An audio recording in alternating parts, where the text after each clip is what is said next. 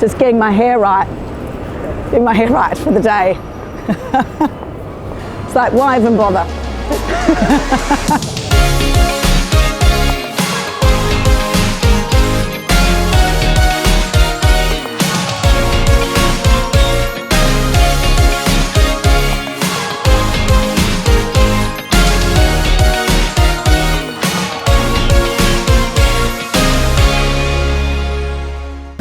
Welcome back, guys, to the Unconventional Life. It is season 3 and it's vlog 48. Can you believe it? And today I am going to catch up with my good friend and someone who I have such respect for, Claude Silver. Now, her title is the Chief Heart Officer of VaynerMedia, but you know what? I just think she's an incredible human being in all assets, and I am so privileged to be able to talk to her today and share that with you. So we are going to go into VaynerMedia, we're going to catch up with Claude, and I'm so glad that you can join me. Hi. Oh my God. Oh, good to see you. Oh, so good to see you. Oh, good to see you, good to see you. Come on in. I'll be right there. I'm just sending a quick text. Hey, I'm Claude. Yeah, it's good. Yeah. I love it. Yeah. So I've got all these things that I want to ask you. All right. Well, I'm here in an open book, and it's so good to see you. It is so good to see you. Yes. Actually, the first thing I want to ask you. Is this on? I assume so. Okay, good. But I just want to know anyway. Yeah.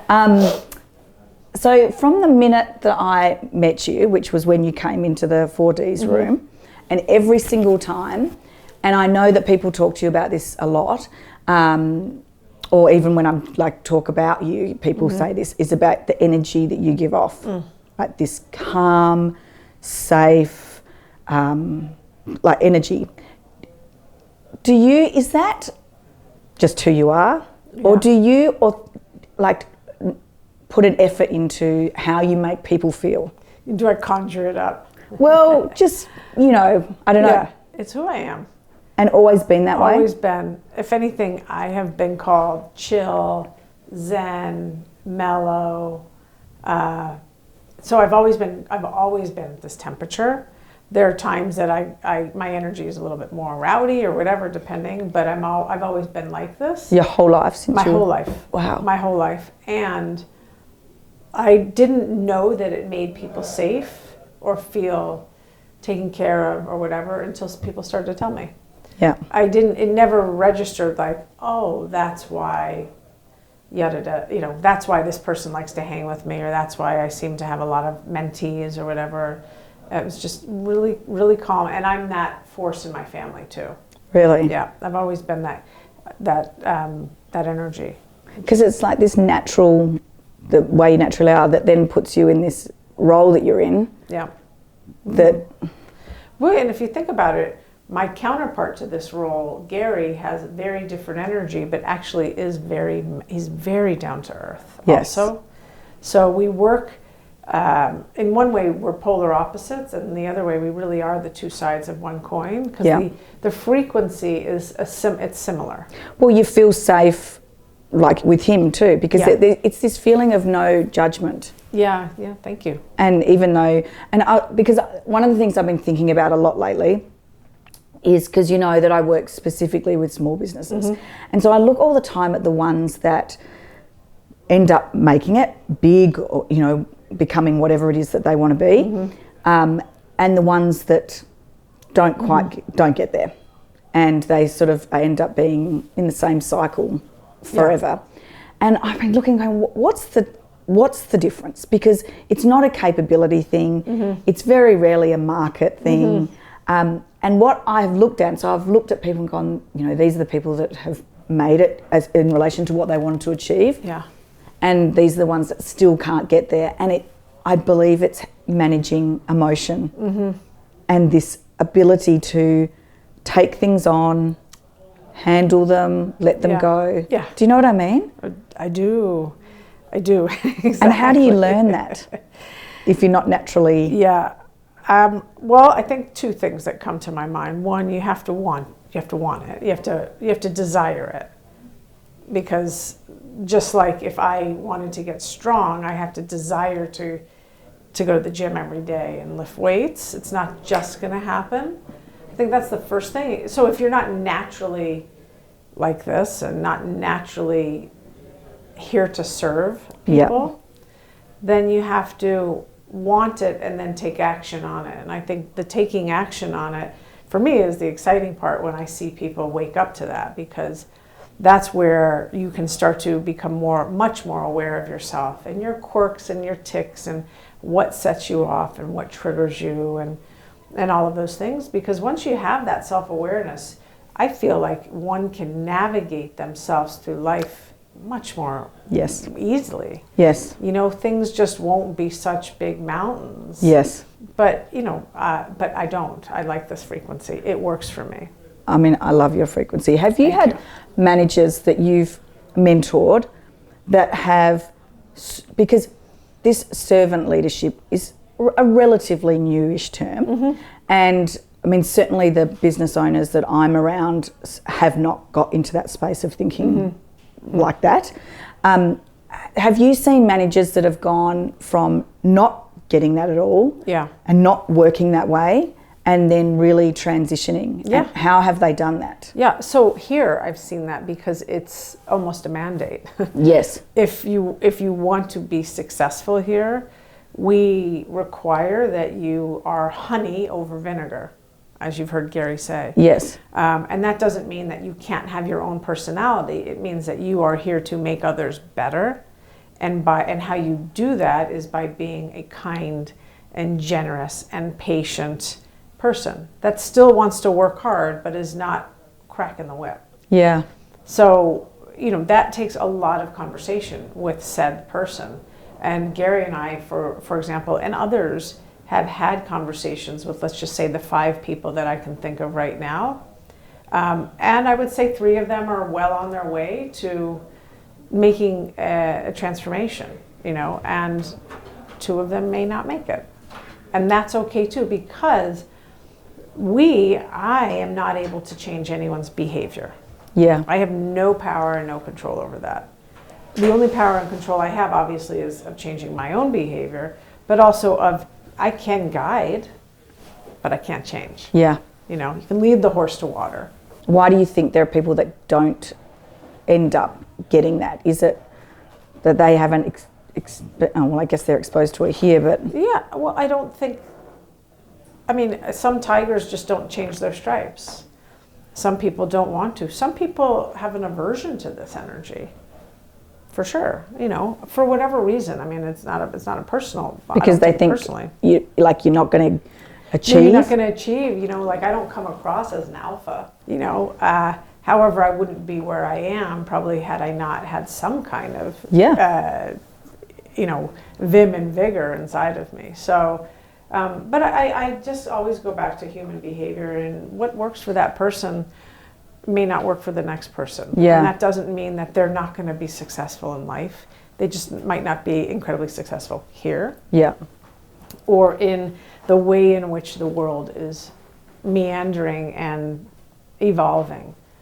Because these kinds of conversations and the conversations that I'm having about heart-based leadership or bringing more empathy into the world, all that stuff, like this is a revolution. It's happening. Yeah. You know, and it may not hit Big Pharma tomorrow, and it may not hit Goldman Sachs tomorrow, for an example, but it will. At some point, it will. I think about all of the people that have come through the 4Ds where we met, and all of those people seemed very open to this message. Yeah. And let's just say 75% of them are acting on it, or were already acting. They just needed an extra boost. Everyone's got their own frequency, and we can act as guides and coaches, which is what we are. It is exactly what you are, right? And it is, at the end of the day, up to them whether or not they are willing to take that risk to blossom. Yeah, and it is a risk. It's like letting go of what you see everywhere, which is what we see is like speed and overnight success and huge fast growth, and we don't see, you know, it's like that 15 years to be an overnight success, right. You know, and that is especially put in entrepreneurs' faces all the time. All the time. I'm sure, as much as Gary is out there sharing his story, I am sure people still think he woke up one day and he was Gary V. Yeah. And that's just not the case. But I think the magic is in the fact that it wasn't an overnight success. And so the marathon is where you actually begin to take on certain skills. You fall down a few times, you get back up stronger the next time. Whereas the sprint is over like that. And what do you have? You have a gold medal maybe, but like, what have you done? Yeah. You've exhausted yourself. Yeah. You know, and I've been saying this a lot recently when people are like, well, why heart? Why chief heart officer? What is heart all about?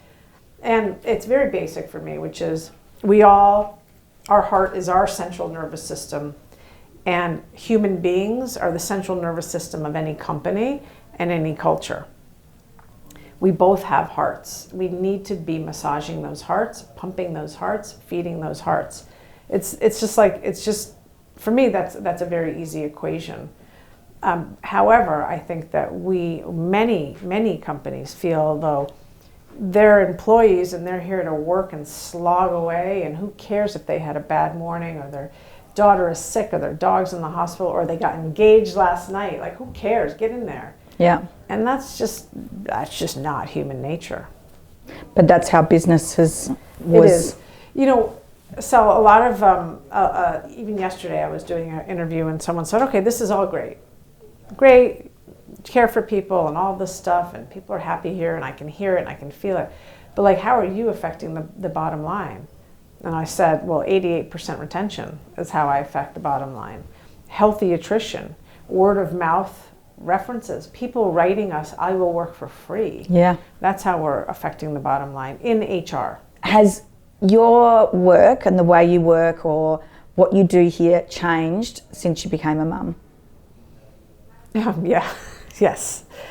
I've changed since I've become a mom. Yes, so how, I'm interested to know about that. Other than that, obviously, logistics. I don't mean the logistics of like having a child. I mean like, do you see things differently? Yeah, as empathetic and aware as I thought I was, I had no knowledge of what it takes to be a parent. None. No idea how difficult it is to get up in the morning and get yourself ready while you're attending to an infant or a child. I had none. And so that level of awareness and empathy, and also the thought that I now have when I'm sitting with a parent, of understanding what they've gone through, or knowing that parent has traveled quite a bit and trying to figure out what they've gone through. And also, I have to say, I'm much more awake to all of the people that are just about to be parents. Yeah. Because we'll see probably, the ones I know at least, we'll probably see a good 30 new parents.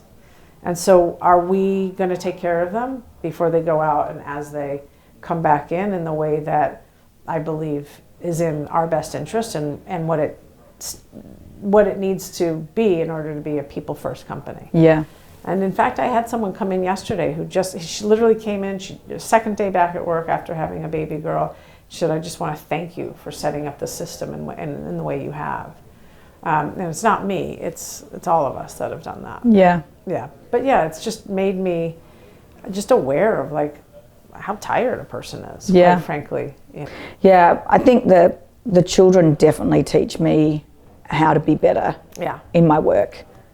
Just the challenges they put on the table. Like actually, my son just messaged yesterday, and he had been walking home from school, and some big kids came and grabbed his phone and smashed it on the ground and laughed and walked off.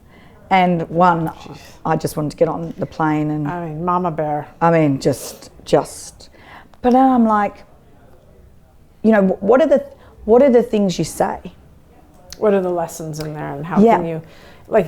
And there's so many different things, and we talked, you know, to the other kids about, you know, those kids thought that was funny, but look how upset your brother was. But then also, you know, whenever they've been bullied, I've always said, you know, care for them, because what is going on in their life that's made them, especially when they're little, like young, and they're bullying and being nasty. It's like, oh, what's happening in their home life? But it's all these lessons of like, and my son got in trouble because he was sticking up for another kid, that his best mate that got in a punch up. So they all got in a punch up, and I was sort of like, so one part of me is like, I want you to stick up for your mate. Like, always stick up for your mate. Loyalty. Get in there and stick up for your mate. And then I'm like, but now you've got detention. Yeah. And so this is a detriment to you. The teachers think this of you. So what is my advice to you? Right. And so I find that being a parent makes me think about, gosh, I actually don't know what I think about this. Yeah. Like, I want you to do this and I want you to do this at the same time. It's funny because I think being a parent is what changes the mindset a little bit, right? Yeah. Rather than like, if you weren't a parent, you'd be like, yeah, go in there. Like, yeah. Bust them up or whatever. But now you're like, there's a lesson in this. Your poor kid's hurt. Your poor kid's, the teacher's seeing this. Like, there has to be gray. It's not just black and white. And that's exactly what it is in the workplace. Yeah, and I'm constantly telling clients, so it's like, we're people, you know, it's just, and can we just be a little more forgiving? I agree with you, and there's something that you just made me think about, which is there are very few things I think that employees want and need outside of their emotional needs. Like take care of me and make me feel valued. Those are all important. Recognize me, give me acknowledgement, challenge me. But the number one thing I actually am thinking that these employees want is help me grow. Help me grow. Give me feedback. Yeah. Tell me what I can do to get better. Yeah. And that's an interesting lens for businesses to put on, which I don't think they do. No. By the way, I think they relegate that to HR, or Yeah. they relegate that to maybe a manager and hope and pray that the manager is good enough to grow them and take an interest in their growth. Which means that if you take an interest in someone's growth, you are willing to turn them into the hero. Yes. And take away the ego from you, right? It's all about them. But I've really been thinking about this, just help me grow type of like rally cry that I'm hearing a lot. And that's one way I think that we can help other businesses put a different lens on success. Yeah. Because if you help them grow, and if you really help them grow, it will ultimately help you a trillion ways. Yeah. So how do you educate a millennial, for example, around not like this whole I want it now, and patience around if you invest, it will pay off in the long term? Like how do we actually have that conversation and for it to go in? Yeah. Well, I think the best way is like inspirational and experiential leadership and inspiring someone. I mean, think about how many people ask you, like, well, tell me about yourself. Like, how did you get here? Or how did you get to America? I mean, that could be an amazing story. Or for me, why did I decide to completely pivot my career, in my 40s? Those types of things I think are inspirational to people, and that's what I can say. So I mean, we know that storytelling is what we all can do, all of us, every single human being, and those stories are going to impact a few people, and I think those are the people that we really want to pay attention to. Yeah, it's all about. It's all about telling the story. I say to my clients, tell the story of why you started this business. Like, where did it come from? So many of them came from something that happened when they were growing up, or like tell that story. It doesn't cost anything, and there's your engagement strategy. Yeah, right there. Just tell your story, and there's your employee brand. Totally. Too. And I can remember my dad's a venture capitalist, and so he worked with a lot of entrepreneurs. So when I was growing up, I can remember him always saying, what you just said is that a lot of entrepreneurs are in this world to create something that they didn't have, that there was a depletion someplace. Yes. And they want to fix that. Yes. With some kind of business or some kind of product. And I always remember that. So you just said the same thing. So yeah, storytelling is really important. And you know why? It connects us, and it reminds us that we're not alone. I'm not the only person in the world to switch jobs in their 40s. Yes. Just not. Yeah. But I am here. And that's important for them to know. Yeah. And so can you tell us about the ing? Yeah, sure. Because that's just well, from what I've seen, this is really important work. Yeah, thanks for asking. So the ING is a platform that Glo Gambino and I created for people that have that are survivors of any kind of abuse can upload their own story. So we're looking at physical abuse, sexual abuse, domestic violence, emotional abuse. I'm not here to dictate the type of abuse someone has gone through. I can only speak from my own experience. So we want people to feel like they have a safe place, and actually quite a guarded place, to share their story in a very authentic way that might not be for everyone's eyes and ears. You know, it's we don't do it for the gore factor. We do it because it was a way for Glo and I to find healing. And even though, you know, what I went through is decades ago, I still deal with it on a daily basis. And she's went through something 3.5 years ago that she deals with.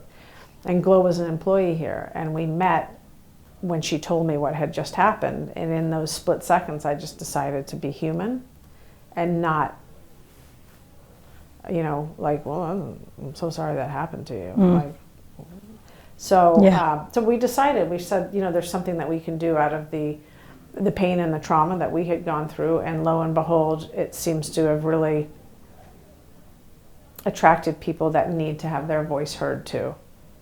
So I've recently read a little bit about this area and the importance of being able to tell your own story and say, this is what happened to me, and put your name to it.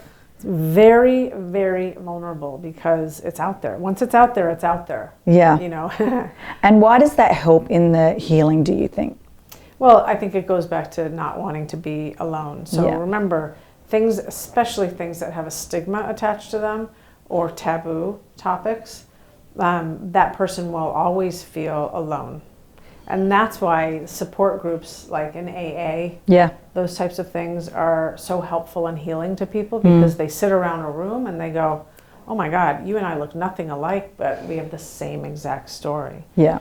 And there's so much loneliness out there, unfortunately, and I'm not going to talk about why or whatever. I'm not that type of person, but you know, when you talk to addicts or you talk to people that have had some serious stuff happen and they're still self-sabotaging themselves, the one thing that you do hear is that they don't feel like they connect anywhere. They don't belong anywhere. Yeah.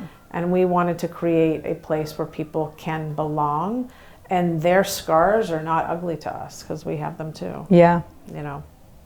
It's this whole concept of community and sharing and this changing stigma. I mean, the only way I can see that the stigma can be changed is people being brave enough to say, hey, this is my story. Yeah. This is what I've done, or this is what's happened to me. Yeah. And in fact, it's interesting because my children, my two eldest, are at an age where when I was at that age, there was a lot of domestic violence in my home. Mm-hmm. And I noticed that when they were getting to this age, I was starting to think about it a lot more. And anyway, one night I was just happened to be talking to the two older ones, and at the time they would have been, say, 10 and 8, and the stories of what happened, what I experienced, just sort of came out. And I remember I was in the kitchen and I turned around to the stove and thought, should I be, like, this is all coming out, and I thought, you know what, I'm just going to go with it. And what was very interesting, so I was saying to them, like, when you get picked up from school, you're waiting for me to come and pick you up, and you're thinking, I wonder whether mum will let us go and get candy today. Mm-hmm. And I said, when I was waiting to get picked up at school, the same age, I was thinking, I wonder if Alan's coming over tonight. Because if he is, I have to be the protector and save my mum. Or if he isn't, then I can be a kid. Yeah. And so I used to think about, so I'd look at them and think, that's what they're thinking about. And that's what I was thinking about. Anyway, I told them, and I told them sort of quite a lot of detail as to what would happen. And it was really interesting, the questions they asked. One of them said, did he only ever come at night time? Did it only ever happen in the dark? I just thought that was interesting. Yeah. But anyway, the next weekend we were sitting around having brunch, and the two of them were and I was like, what's going on? And the eldest said, about my middle son, he told the teacher about what happened to you. And I said, oh, okay. And I said, why is that a problem? And my older son said, well, it's private. And I said to the middle one, why did you say that? And he goes, why did you tell? And I said, I just wanted to tell. And I said, it's not private. It's not a reflection on who I am. I'm not ashamed of it. Right. And it's, you know, but it was interesting how one of them wanted to go and talk about it. And the other one was like, we should hide this story. Yeah. Yeah. And that was the first exposure I had to really think, watching children who have had no other influence, see how they deal with that. And that is... That's wild. Yeah. That's wild. I mean, one wanted to keep it private and maybe be more protective, maybe. And the other person, he needed to talk. And so I said to Yeah. my middle son, what did the teacher say when you told her? And she said, that must have been really hard for your mum. And I thought that was a That's great, perfect response. That's all you need. Yeah. Yeah. But I just thought that was, and I think about stigma with such extreme situations, but also just general areas. And really the only thing that we can do is just be courageous to talk and know that any judgment we get is really not about us, and that we have to, if we be courageous, we're doing it for those who need it. Who can't use their voice yet, or haven't found their voice yet. You know, there's a very big reason why I love what I do, and I am committed to doing the work within cultures and companies. And that is because I was an extremely poor student and never felt like I fit in, because I was dumb. I thought I was dumb. My test scores told me I was dumb.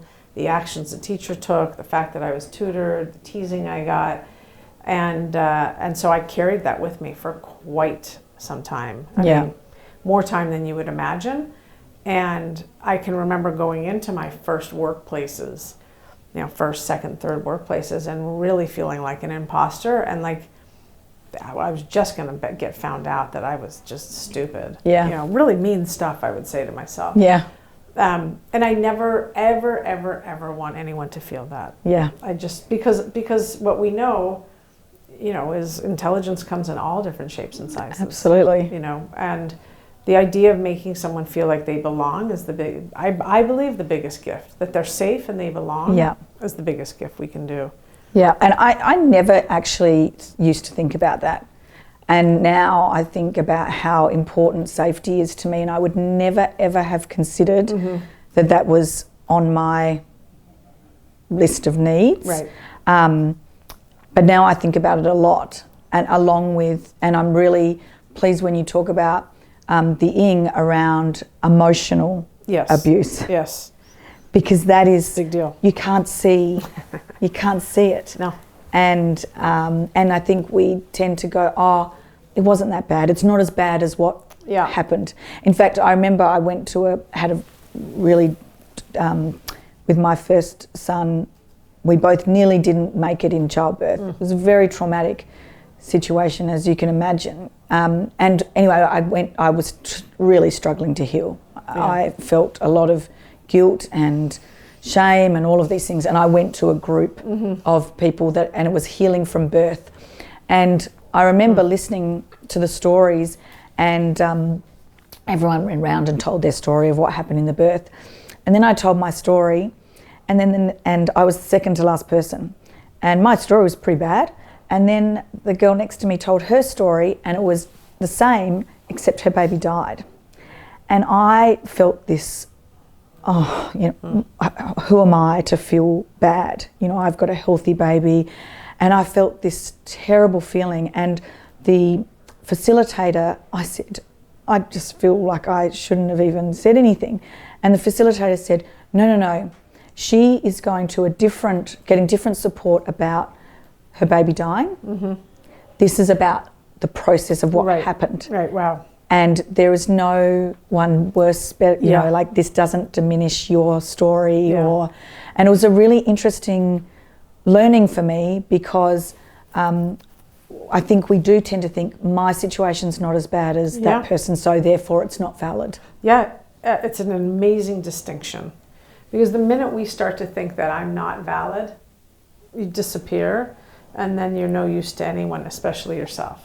Yeah. And that's that whole thing about, on the plane, putting the life mask on yourself. Like, we have to find ways to pump ourselves up. We have to find ways to thrive in this world, or else, what are we doing out here? It would just be a farce. Yeah.